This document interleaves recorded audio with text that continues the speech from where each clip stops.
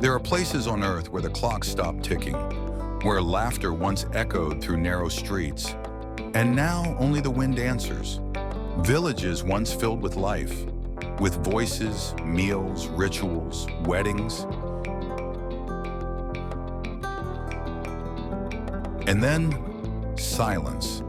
People vanished, doors left open, beds unmade, like someone whispered, "Leave," and the entire village obeyed. But these aren't ruins swallowed by time. These are villages, still standing, still breathing in their own way. Nature crept in quietly, ivy taking back stone, sand flooding into living rooms.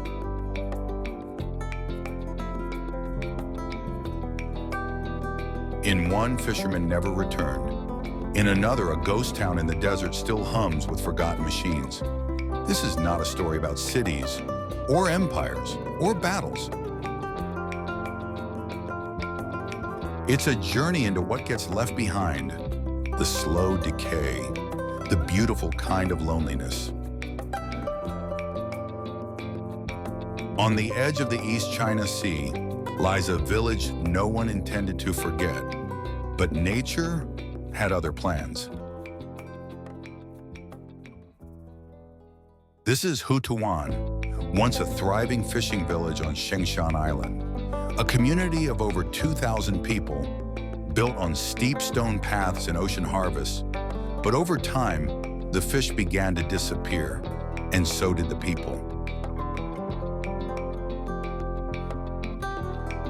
They left chasing work, school, modern roads, until the only thing left moving in Hutuan was the wind. And then the vines came. In a place where humans once shaped the land began to reshape itself. Ivy poured over homes like a living blanket. Walls disappeared into waves of green. Windows became nests. Roofs, forests. And slowly, what was once a village became a vertical jungle. But if you walk its silent paths today, you'll still see stairways, door frames, a rusted teapot here and there. Ghosts of routine, traces of breakfast. Hutuan isn't ruined, it's resting. The village breathes, in leaves now, a reminder that even after we're gone, life continues, just not always in the form we expect.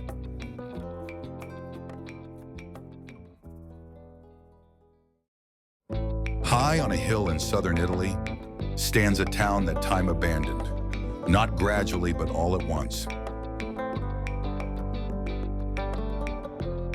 This is Krakow, once a thriving medieval village. Cobblestone alleys, a castle, a monastery, a place where life followed the rhythm of the land until the land betrayed it.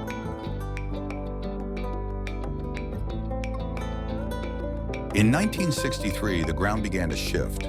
The hillside beneath Krakow, unstable, worn thin by years of poor drainage and seismic tremors, began to crack. Entire buildings slid, walls collapsed, doors no longer led where they once did. The townspeople were told to evacuate, and so they left, slowly, reluctantly, taking only what they could carry. But Krakow never truly fell. It just froze, a shell of a town suspended in mid-collapse.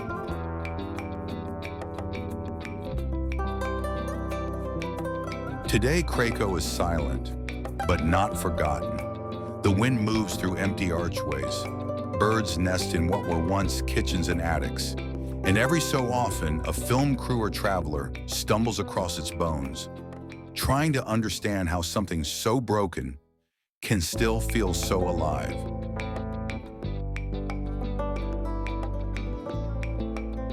Krakow is a monument, not to destruction, but to the haunting beauty of what remains when people leave. and the earth stays.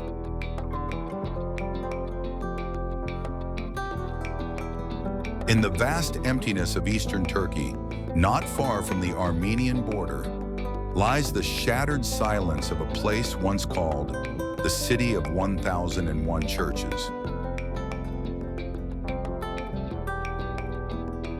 Ani, once it rivaled Constantinople, a powerful medieval capital teeming with art, trade, and the sound of bells echoing through canyons of carved stone. But now, nothing stirs but the wind through hollow doorways.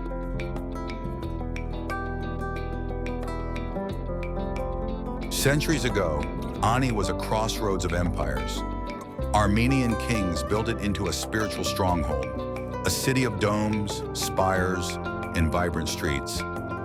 Then came the earthquakes, the invasions, the shifting borders, its people scattered, its name almost erased.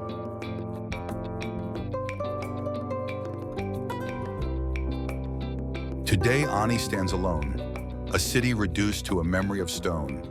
Churches crumble under the weight of silence. A single cathedral still holds its ground, defiantly balanced against time.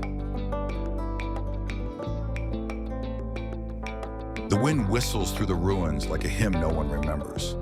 No markets, no prayers, no children running in the streets, just a kingdom forgotten. And if you listen closely, you can almost hear the ghosts, still walking through the gates. In the heart of the Namib Desert lies a village swallowed whole by the sand. Kolmanskop, once a glittering jewel of German ambition, now a ghost pinned under dunes. This was no ordinary village, a place built on diamonds and dust.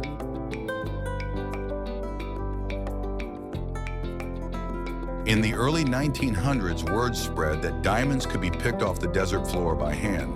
Fortune-hungry settlers rushed in, and Kolmanskop rose almost overnight. Mansions, a casino, a hospital with the first X-ray machine in the Southern Hemisphere. A ballroom in the middle of nowhere. They even built an ice factory in the desert. But luxury doesn't last forever. When the diamonds dried up, so did the hope. By the 1950s, the last residents walked away, left their homes, their pianos, their teacups still on the table. The desert didn't wait. It crept in like a quiet thief. Now, entire hallways are filled to the waist with sand. Bedrooms are buried, staircases lead nowhere. It's as if time itself forgot to erase the place completely. Only the wind remembers the music that once played here. Only the sun sees the shadows of a life that vanished with the gold rush. High in the hills of southwestern Turkey lies a village where no one waits for your arrival. A maze of roofless stone houses, arched doorways, and churches with cracked frescoes, all watching the valley below in absolute silence. This is Kayakoy, once a thriving Greek Orthodox village, now nothing more than a memory held together by stone and time. For nearly 500 years, it was home to artisans, bakers, priests, and poets. A peaceful mountain community where bells rang and goats grazed freely. But everything changed in 1923. A political agreement known as the Population Exchange forced Greeks in Turkey to leave and Muslims in Greece to take their place. But the newcomers didn't stay. They saw ghosts in the walls. Or maybe they simply couldn't call someone else's home home. So the village was left untouched, a living photograph of a world erased overnight. Today, 350 empty houses still cling to the hillside, faceless, roofless, watching.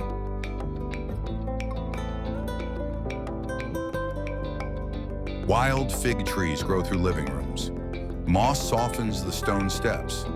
The old school is just a skeleton of lessons once learned.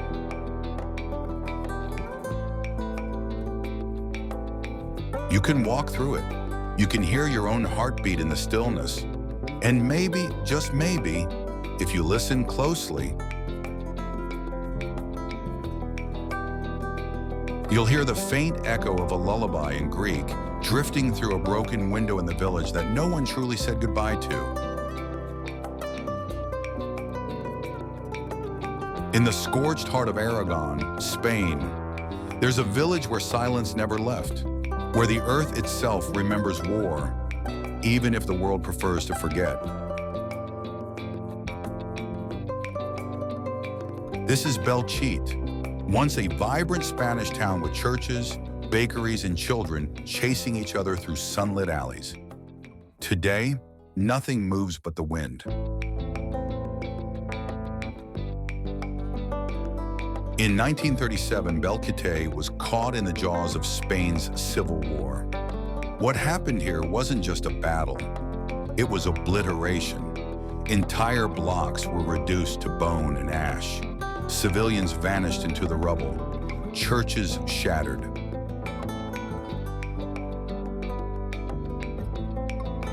When the dust settled, no one rebuilt it. Franco's regime froze Belchite in time, a political relic left to rot. The new village of Belchite was built beside the ruins, but the old one, it still stands empty, as if the war ended yesterday. Belchite isn't just abandoned, it's haunted, not by ghosts, but by memory.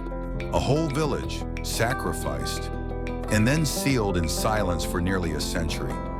This is not a ruin, it's a wound that never healed.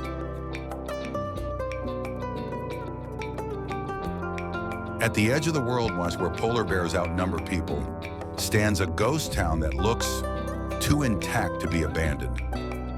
Welcome to Pyramid in Norway, a Soviet mining colony frozen in both time and ice.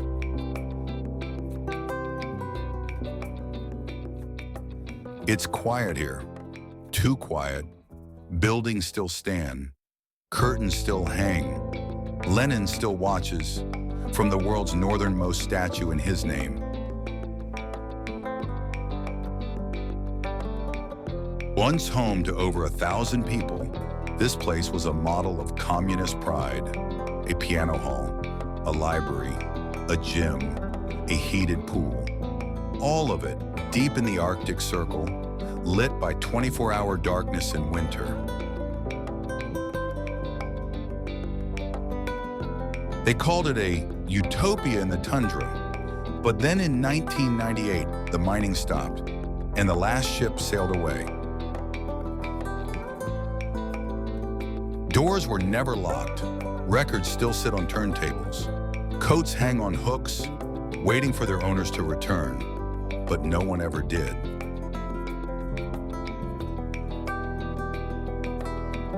Today, Pyramiden is one of the most perfectly preserved ghost towns in the world. A time capsule, Soviet dreams wrapped in permafrost. There are no guards, no fences, just the cold and the sound of your own footsteps. Just off the coast of Nagasaki, there's an island that looks like a battleship stranded in the sea.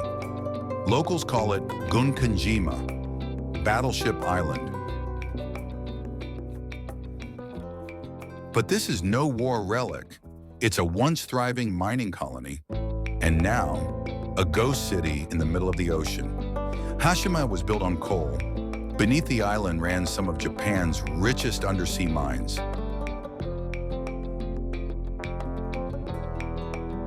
Families lived here. Children played in rooftop schools. Concrete high-rises scraped the sky, surrounded by nothing but endless water. In the 1950s, it was one of the most densely populated places on Earth. But coal gave way to oil, profits fell, the island was shut down overnight.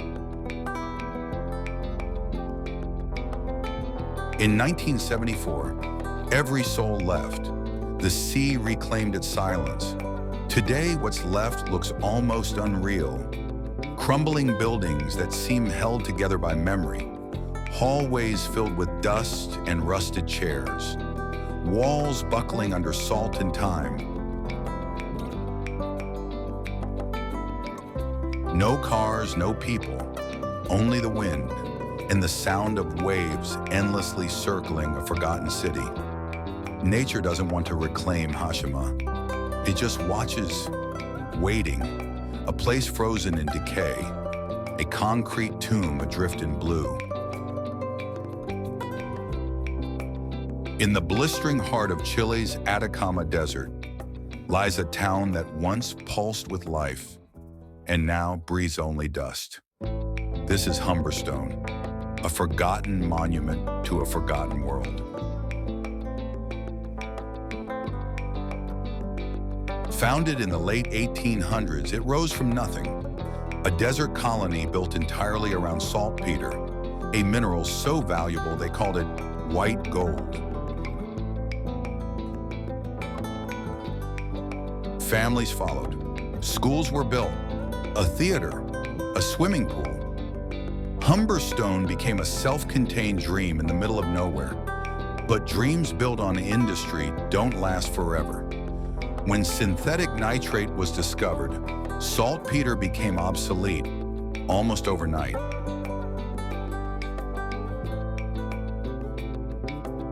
The machines fell silent. The air went still. The people packed what they could and left.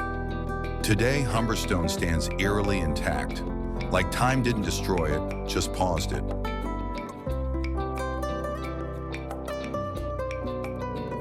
In the theater, faded red curtains still hang, unmoving.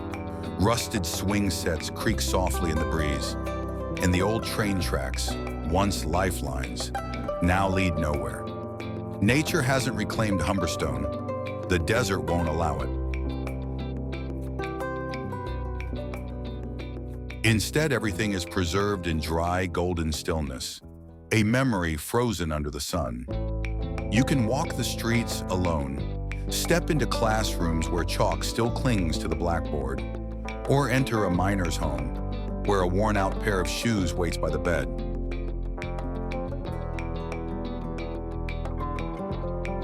It feels like someone might walk back in any second, but they won't. They never do. There was a time when Bodie wasn't forgotten. It was loud, crowded, rowdy, a wild boom town, pulsing with gold fever and gunpowder. In the late 1800s, thousands came here chasing fortune. Men with dust on their boots and greed in their eyes. Bodie was lawless, violent, but alive. A place where you were more likely to hear a gunshot than a church bell. And yet, today, all you'll hear is the wind.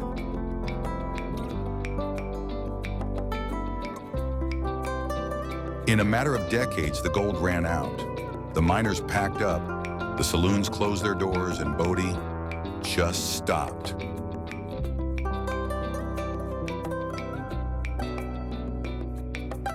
But no one cleaned up. No one tore it down.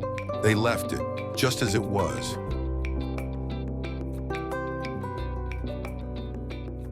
Plates are still on the tables. School books still lie open on desks.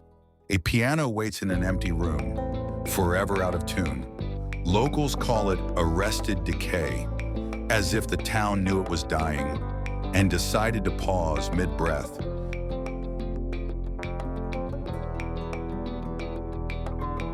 Bodie is a ghost, but it's not haunted by spirits. It's haunted by the memory of motion, by footsteps that no longer echo. It sits miles from anywhere, surrounded by silence and sagebrush.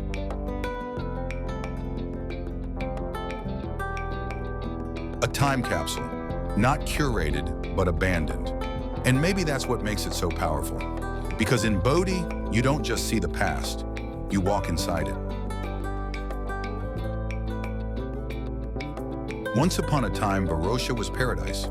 In the 1970s, it was Cyprus's crown jewel, a glamorous beachfront district in the city of Famagusta, where celebrities strolled the sands and luxury hotels lined the coast.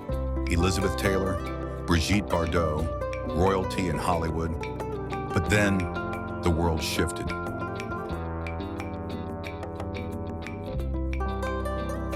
In 1974, Turkey invaded Cyprus following a military coup.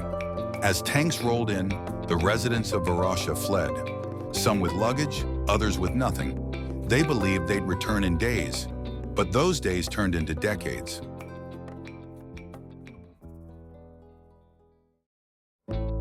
Barbed wire now encircles the entire district. Hotels still stand, crumbling. Restaurants still have rusted menus. Cars frozen mid-parking. Time here didn't move forward. It simply stopped.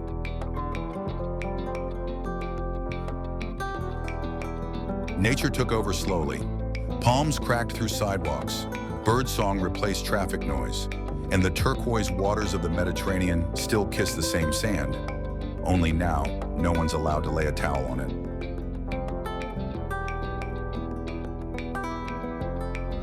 In Varosha, you don't just see abandonment, you feel it. Every building is a relic. Every shadow whispers, they were here, and then they were gone. They once called it the Hiroshima of the Caucasus. Agdam, a thriving city in southwestern Azerbaijan, was once home to over 150,000 people. A modern place filled with cafes, schools, mosques, and life. And then, like a match to dry paper, it vanished.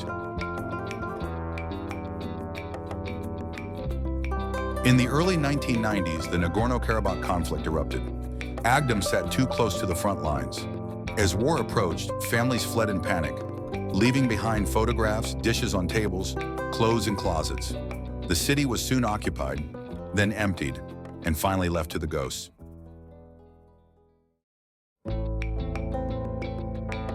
What was once a living, breathing city became a skeleton. Buildings turned to shells, homes were looted, then burned.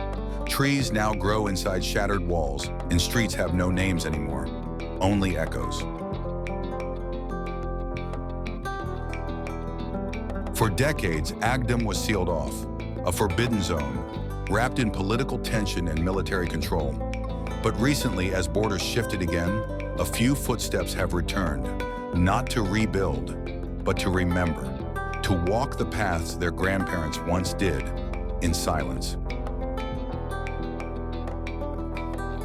Agdam is not just a ruined village, it's a memory suspended in time, a place where war stole not just homes, but history, identity, and sound. And in that silence, the wind tells the only story left. Once, this place was a miracle. Villa Epecuén was a lakeside retreat in Argentina, famed for its salt-rich waters that were said to heal the body and soothe the soul. Hotels rose, tourists poured in. It was a thriving village with life, laughter, and the smell of grilled meat drifting through warm summer air. But in 1985, the miracle turned into a curse. After days of heavy rain and failed flood barriers, the salty waters of Lake Epecuén spilled over, slowly but relentlessly, until the village was completely underwater. Homes vanished, trees drowned, and just like that, Villa Epecuén became Argentina's Atlantis.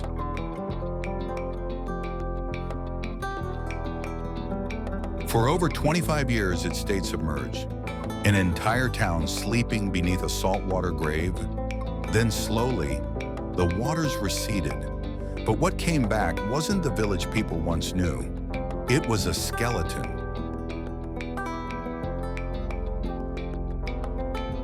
Now what remains is pure silence.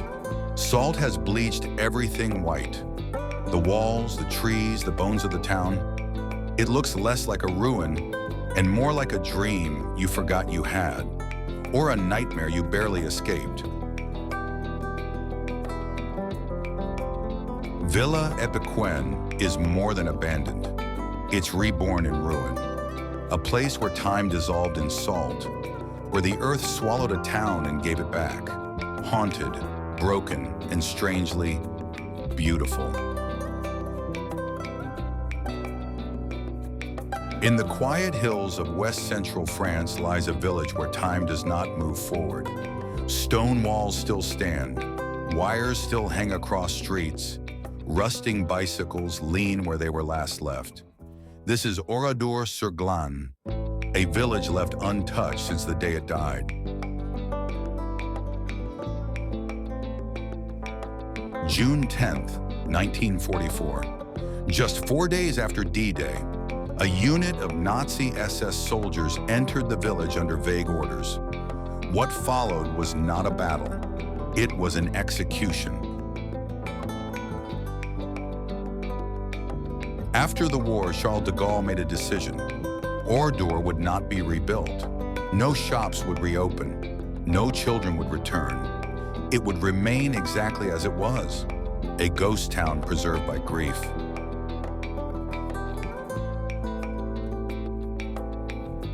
No birds sing here. No windows have glass. And yet the silence speaks louder than any monument. Oradour-sur-Glane is not just a village that time forgot. It's a place where the world refuses to forget.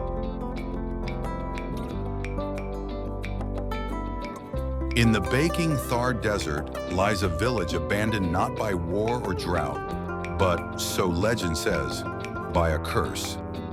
Kuldara was once a thriving settlement of Paliwal Brahmins, its mud brick lanes alive with camel caravans and temple bells. Then, one moonless night in 1825, every soul vanished, all 600 families, leaving cooking fires still smoldering in the dark. The story whispered across Rajasthan tells of a despotic local ruler who coveted a village girl and levied crushing taxes when her family refused him. Rather than surrender, the Paliwals gathered in secret council, sealed their granaries, and walked into the desert, swearing no one would ever thrive on this land again. By dawn, only footprints in the sand marked their exodus, soon erased by the wind.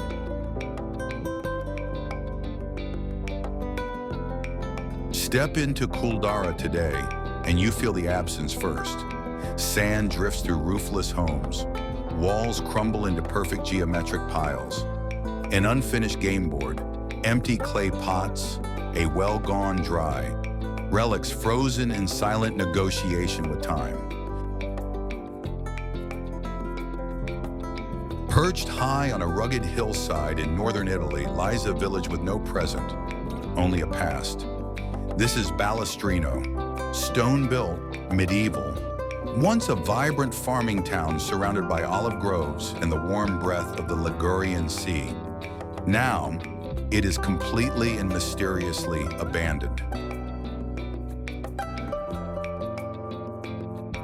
The story of Ballestrino is part silence, part speculation.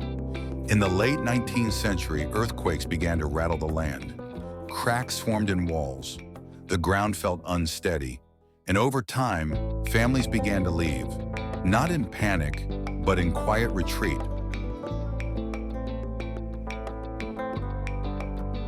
By the 1950s, the old village was fully evacuated, not due to a single disaster, but a slow erosion of trust in the earth beneath. They moved just downhill, building a new Ballestrino nearby. But the original village was never demolished.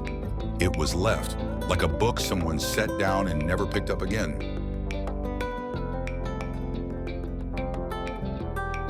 From misty mountains to desert sands, we wandered through the bones of forgotten places. Villages that once pulsed with life, now still. Not gone, just waiting. Suspended in time, whispering stories through their broken windows and crumbling walls.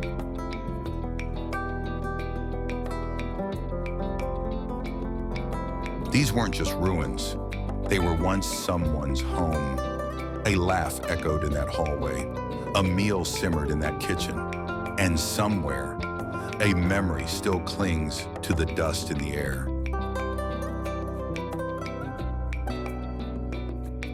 The world forgets. It moves fast. But these villages, they stay behind, tucked away in mountains, swallowed by sand, or hidden beneath ivy. They remind us that not all beauty is polished. Sometimes it's quiet, broken, ghostly, but still deeply alive. If this journey spoke to something in you, that curiosity for the unseen, the forgotten, the hidden worlds beyond the travel brochures, then don't stop here. There's more waiting, and I'll take you there. Subscribe to The Hidden Planet to keep exploring the places the world has left behind. Because sometimes, the best stories are the ones whispered by empty homes, silent hillsides, and roads that lead to nowhere.